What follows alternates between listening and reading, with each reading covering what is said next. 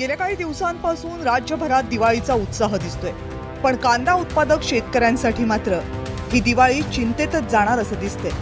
कारण गेल्या काही दिवसांपासून घाऊक बाजारातले कांद्याचे दर रोज कोसळत आहेत. नाशिक, मनमाड, लासलगाव आणि सोलापूर या बाजार समित्यांमध्ये बुधवारी कांद्याला क्विंटल मागे जेमतेम 800 ते 900 रुपयांचा भाव मिळाला.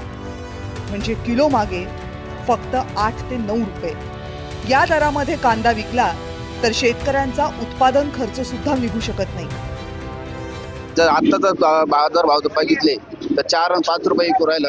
आज आम्ही किलो माग 4 ते 5 रुपये घाट्यात विकू राहिलो. आज आणि आत्ताची परिस्थिती अशी का दिवाळी आली जवळ, आम्ही सण कसे करावा, लांब पोरांची आज काही गोष्टी असतात त्या सुद्धा काही खरेदी करावा का नाही करावा असं झालंय आम्हाला. तर शेतकऱ्यांनी झालेले नुकसान, मका कांदे जेवढे नुकसान झालेले पावसाच्या अतिवृष्टीमुळे आणि त्याच्यामध्ये बाजारभाव पडले, शेतकऱ्यांनी करायचं काय?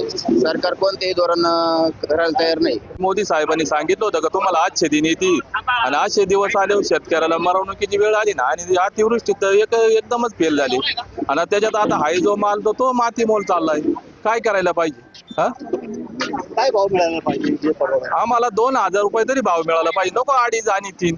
आणि पुन्हा आम्हाला अनुदानही नको कोणतं आणि कर्जमाफी नको. पण या शेतीमालाला जर व्यवस्थित भाव दिला तर योग्य राहील. काहीतरी आम्ही दाखवू लाडकी बहीण असं ही योजना ती योजना, त्याच्यात काही फायदा होणार नाही.